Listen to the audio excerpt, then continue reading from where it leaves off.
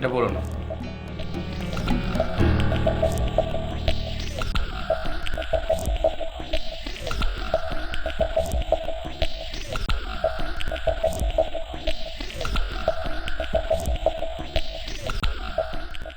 এর দায়ভার কার? এই কনস্ট্রাকশনের দায়িত্বে কে ছিলেন?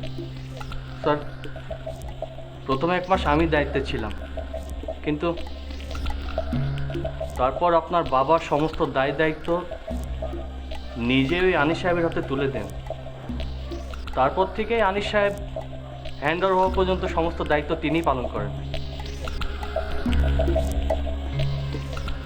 আপনি এখন আসতে পারেন।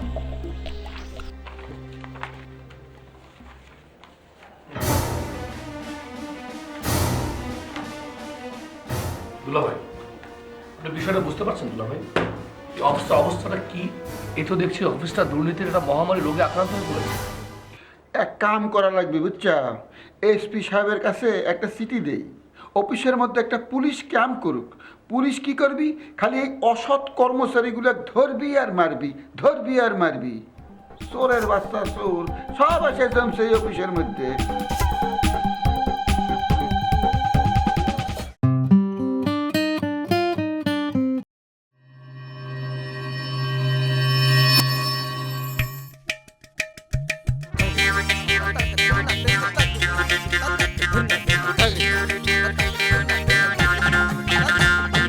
অকাচেরে ঢেকে মনে বিয়ে ভীতি প্রেমিকের রূপে ভণ্ড, কারো ভূতি প্রীতি অসঙ্গতি আজব লঙ্কা কাণ্ড।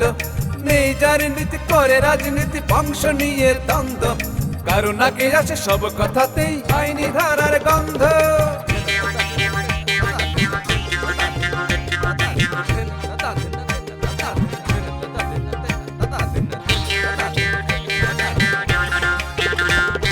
সুস্থ সমাজ হয় অরণ্য কিছু লোকেরই জন্য, এই স্বভাবের মানুষগুলো তবুও গণ্যমান্য।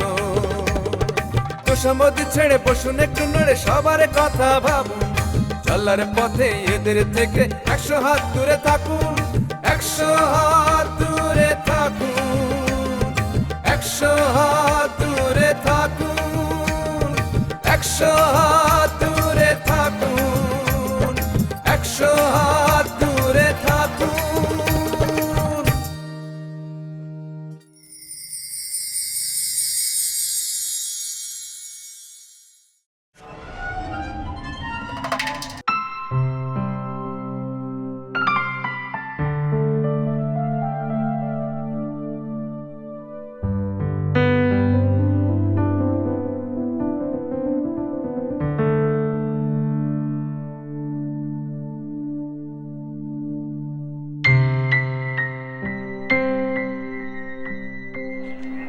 অপিয়া কি করো? গাছে পানি দেই, দেখি বাগান করে যদি বিপ্লব ঘটানো যায়। মিনা সবসময় কি রান্না নিয়ে একটা খাই করি। এই যে দেখো আমি তোমার জন্য কি আনিছি। এই কি আনেছো? কি অ্যাডভার্টাইজ? কিসের অ্যাডভার্টাইজ? অ্যাডভার্টাইজ পেপারের অ্যাডভার্টাইজ। কি এটা? আরে তুমি একটা শিক্ষিত মেয়ে, তুমি পড়তে পারছো না? এই দেখো এখানে লেখা আছে বিউটি পার্লারের অ্যাডভার্টাইজ। কোর্স করাবে, আমি এই কোর্সে ভর্তি হতে চাই। আরে এত কিছু থাকতে বিউটি পার্লারের কোর্স করার ইচ্ছা হলো কেন? এইটা তুমি একটা চরম দামি প্রশ্ন করেছো। আমি অনেক হিসাব নিকাশ করে দেখলাম, খোঁজ খবর নিয়ে হিসাব নিকাশ করলাম। সেটা হলো এই ঢাকা শহরের মেয়েরা নাকি স্বামীর থেকে বিউটি পার্লারে সময় দেয় বেশি। তাদের যে কোনো ধরনের প্রোগ্রাম, ওই জন্মদিন থেকে মৃত্যুদিন পর্যন্ত নাকি বিউটি পার্লারে গিয়ে সাজা চাই। তাই আমি ভাইবে চিন্তা বাইর করলাম, যদি মেয়েদের নিয়ে কোনো বিপ্লব ঘটাতেই হয় তাইলে এই বিউটি পার্লারের কোর্স করতে হবে, তাদের সেবা দিয়ে তাদেরকে সুন্দর করে তুলতে হবে, তাই না বলো? বাহ বাহ বাহ, আপনি তো দেখি এই বিষয়ে অলরেডি অনেক কিছু ভাইবে ফেলছেন। যান ভর্তি হয়ে আসেন। আমি তো যাবই, তোমার ফজলু ভাই আসুন তার সাথে যাব। তুমি ভর্তি হবা না? আমি? হ্যাঁ আমি তো যাবই। আপনি আগে যাই শিখে আসেন, তারপর আমি আর নিশা আপনার কাছ থেকে শিখা নিব। আমাদের দিয়েই না হয় আপনি আপনার বিপ্লব শুরু করলেন। তুমি একটা ভালো কথা বলেছো, আমি খুব খুশি হয়েছি তোমার কথা শুনে। ঠিক আছে তাহলে তুমি তোমার বিপ্লব ঘটনা শেষ করে নিচে আসো। হ্যাঁ আমি এইটা তো তোমার আর লাগবে না।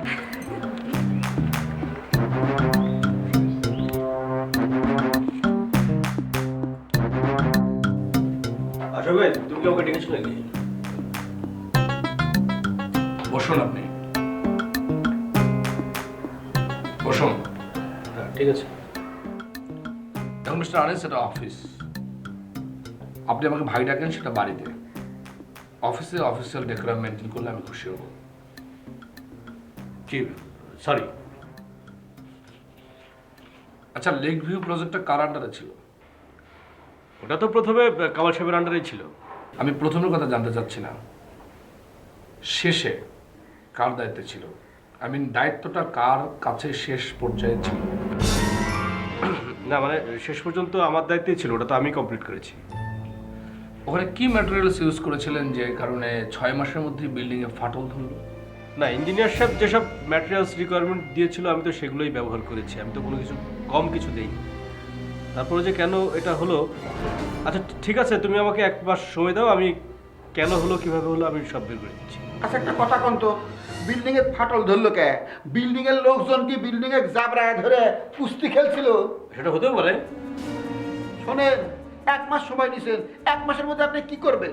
আপনি কি বিল্ডিং এর ফাটল চিপা দিয়ে ঠিক করে দিবেন? পার্টি হুমকি দিয়ে গেছে 7 দিনের মধ্যে ফয়সালা না করলে তারা আমাদের বিরুদ্ধে মামলা করবি। আপনাকে আমি 5 দিন সময় দিচ্ছি, 5 ডেজ। এই 5 দিনের মধ্যে শুক্র শনির কোনো অজুহাত দেওয়া চলবে না। ওয়ার্কিং ডে 5 ডেজের মধ্যে আপনি আমাকে রিপোর্টটা সাবমিট করবেন। বুঝতে পেরেছি? জি ঠিক আছে। 5 ডেজ টাইম। জি স্যার। যেতে পারেন।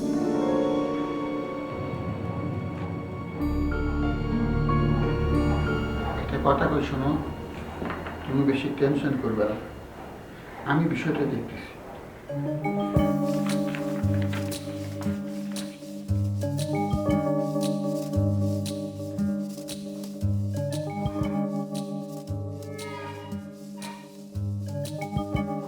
কামাল সাহেব কি বলবেন তাড়াতাড়ি বলেন, আমার অনেক কাজ আছে।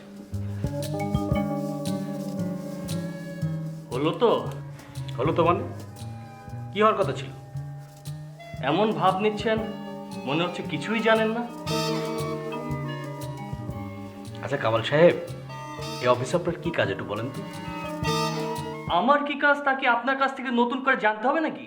জি না, আমাকে জানাতে হবে না, আপনাকে মনে করিয়ে দিতে চাচ্ছি যাতে আপনি আমার কানের সামনে আর প্যান প্যানানি না করেন। আমার কানের সামনে কেউ প্যান প্যান করলে না আমার ভালো লাগে না। মশা যেমন কানের সামনে প্যান প্যান করলে থাপ্পড় মেরে তাড়িয়ে দিই, আপনার সাথে যাতে ওই রকম আচরণ না করতে হয়। বুঝতে পেরেছেন? এর আগেও তো আপনি বহুত কিছু বলেছেন আমাকে, আপনাকে আমি কিছুই বলিনি, আজও কিছু বলবো না। বলুন, আপনার মনে যা চাই বলুন। আপনাকে একটা কথা মনে করে দিতে চাইছি।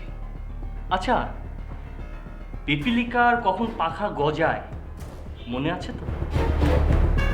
আপনারও কিন্তু এখন সেই অবস্থা, আর বেশি দেরি নেই।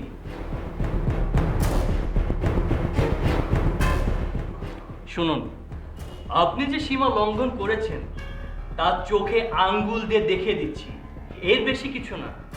আর শুনুন, এই কোম্পানিতে আপনার যে পজিশন আমারও কিন্তু ঠিক একই, তাই দয়া করে আমার সাথে বসের আচরণ করবেন না। মানুষ তার কৃতকর্মের ফল পায়, আপনারও সময় এসেছে। ও আচ্ছা, তাই নাকি? শুনুন কামাল সাহেব, অতি চালাকি কিন্তু ভালো না। অতি চালাকের গলায় কিভাবে দড়ি দিতে হয় সেটা কিন্তু আমার জানা আছে। কি ভেবেছেন আপনি বসের সাথে ভালো ভালো কথা বলে আপনি তার মন জয় করে ফেলবেন? শুনুন, দোষ আমার যতটুকু, দোষ আপনারও ততটুকু।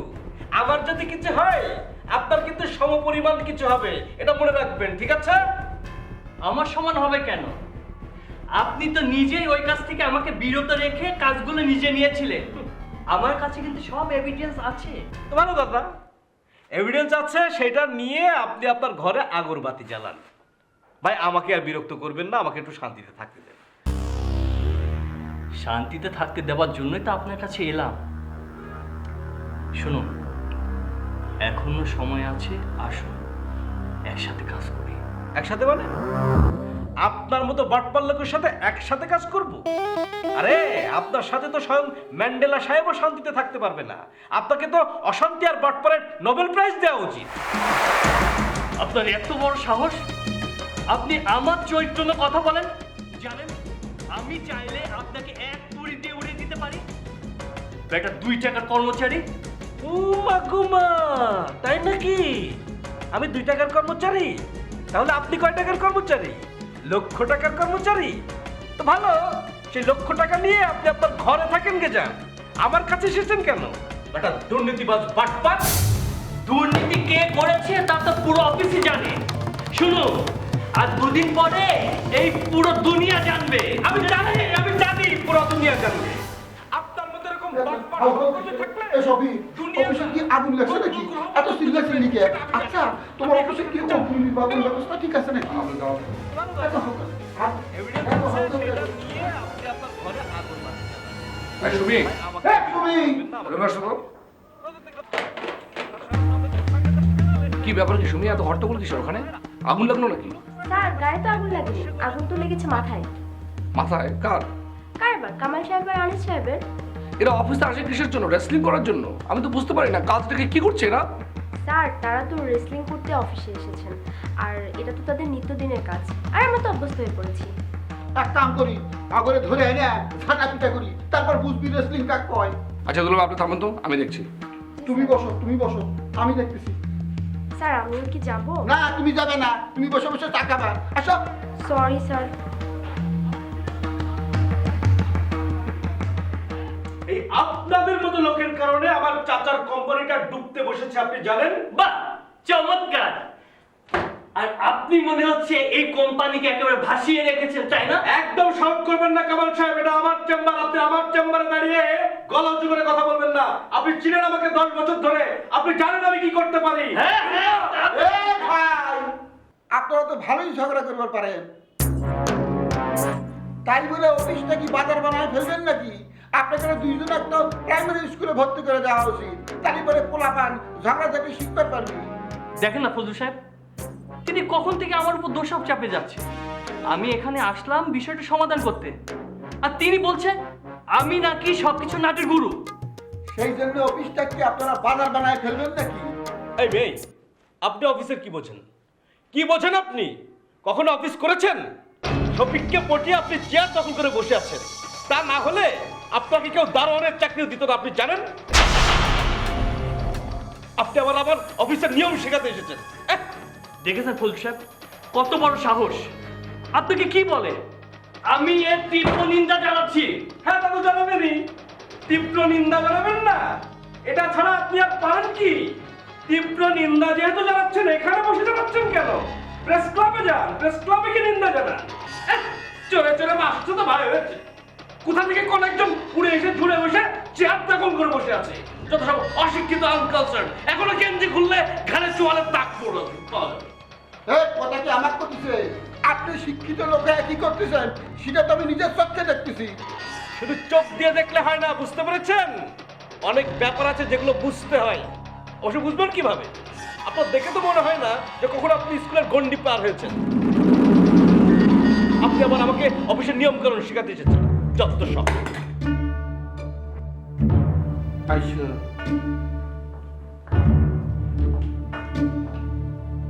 যান, আপনিও যান।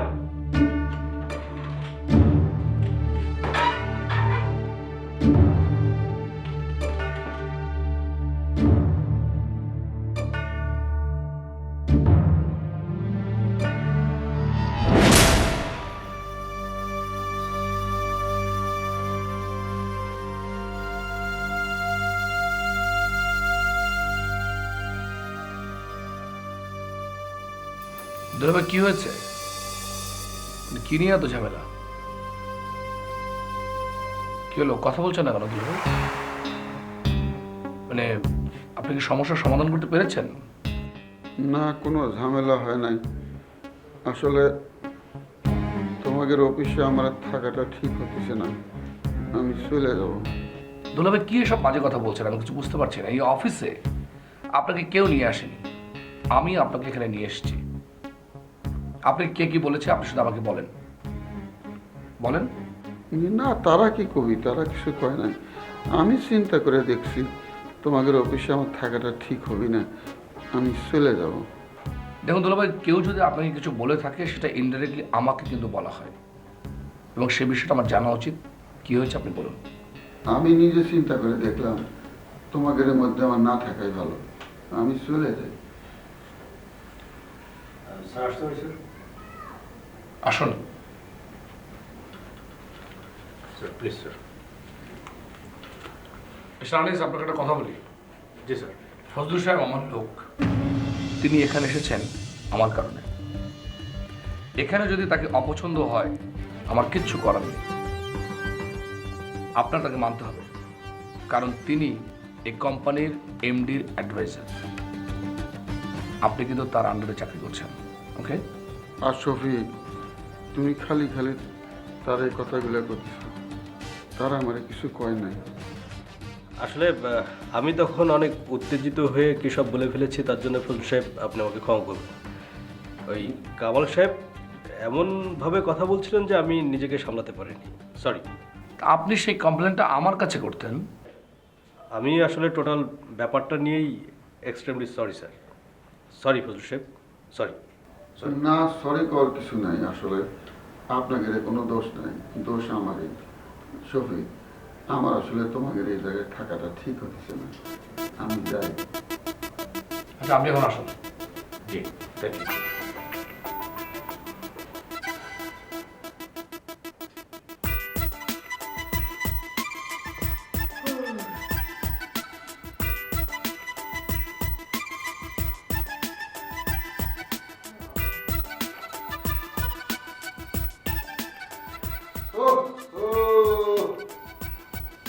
একেবারে ধান শেষ হয়ে গেছে। তোমার এত দেরি হলো কি জন্য? তুমি অফিসে এত কি কাজ করছিলে? আর এটা কাম কয়, এটা কয় গাধার খাটনি। এই জায়গার থেকে ওই জায়গায়, ওই জায়গার থেকে সেই জায়গায়, একেবারে জান শেষ। কেন শফিক কি তোমাদের পিয়নের কাজ করায় নাকি যে এত ছুটাছুটি করতে হয়? আরে দূর পিয়নের কাজ করা দিকে, আমি হইলাম অফিসের বস। একজন বস হইলে তার দায়িত্ব কত না, মনে করো কোন জায়গায় কি হতিছে না হতিছে এগুলি সব চেক করা লাগে, তাই সারাদিন দৌড়ের উপরে থাকি। ও, সারাদিন দৌড়াদৌড়ি গেছে না? আমি আর কাজ করি, তোমার জন্য একটু শরবত বানিয়ে নিয়ে আসি। আরে না, শরবত খাওয়া খুদে নষ্ট করা যাবি না, ডাইরেক্ট ভাত খাবো টাইসে। আচ্ছা শোনো না, ওই তোমার না একটা কথা বলার জন্য সকাল থেকে আমার পেটটা কিরম জানি ফুলে গিয়েছে। পেটের মধ্যে কটা জমা হয়, পেট ফুলছে, তাহলে কয়া ফেলাও, তাছাড়া বমি হয়ে যাবে তো। ওই না, আমি না ভাবছিলাম তুমি তো সারাদিন আজকাল অফিসে থাকো, ব্যস্ত থাকো, আমার তো ঘরে একাই থাকতে হয়, রান্না বাড়া করা ছাড়া আমার তো আর কোনো কাজই নেই। তাই আমি যদি একটা কাজ করতাম তাহলে আমার কিছু টাকা রোজগারও হইতো, আমি নিজেও ব্যস্ত থাকতাম। কাম করবে স্যার, এটা তো ভালো কথা, করো।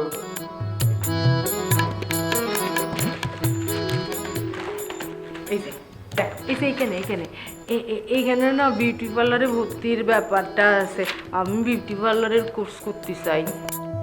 শোনো, তোমার বাড়ির বাইরে যাওয়ার দরকার নাই, তুমি বাড়ির ভিতরে বসে থাকো। বাড়ির ভিতরে বসে কোনো কাজ করবার পারলে করো, না করলে বাদ দাও। আমি জানতাম তুমি ঠিক এরকমটাই করবা। কেন গো, খুব হিংসা হয় না আমি যদি তোমার থেকে ভালো কিছু করে ফেলি? আমি সেই কথা কখন করলাম? আমারই বলে তোমার মতো এমন একটা গায়া ভূতের বিয়ে করা, জীবনে আমি কোনোদিন কোনো কিছু সে মন মতো পেলাম না। আমি চলে যাব, আমি কিন্তু চলে যাব, তুমি আমার কিন্তু যাওয়ার ব্যবস্থা করো। আর তুমি এত রাগ করতেছো কে? তুমি যখন আমাকে কইছো ঠিক আছে, আমি চিন্তা করে দেখি কি করা যায়। তুমি যখন একটা আবদার করছো, আমি সেটা পূরণ করার চেষ্টা করব। আমাকে একটু ভাববার সময় দিবে না? আজকের দিনটা একটু সময় দাও, আমি ভেবে দেখি, কালকেই তোমাকে জানাবো। কাল কেন? কারণ আছে, সব কথা কওয়া যায় না। ঠিক আছে, কালকেই কিন্তু।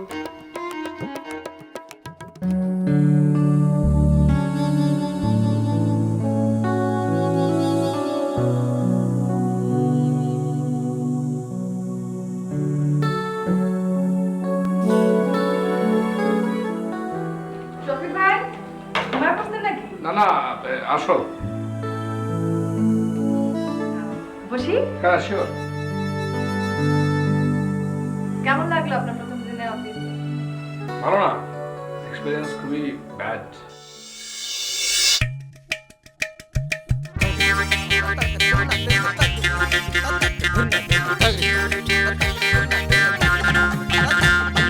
অকাচেরে ডেকে মনে বিয়ে ভীতি প্রেমিকের রূপে ভণ্ড কারো প্রতি প্রীতি অসঙ্গতি আজব লঙ্কা কাণ্ড নেই যার নীতি করে রাজনীতি বংশ নিয়ে দ্বন্দ্ব কারো নাকে আসে সব কথাতেই আইনি ধারার গন্ধ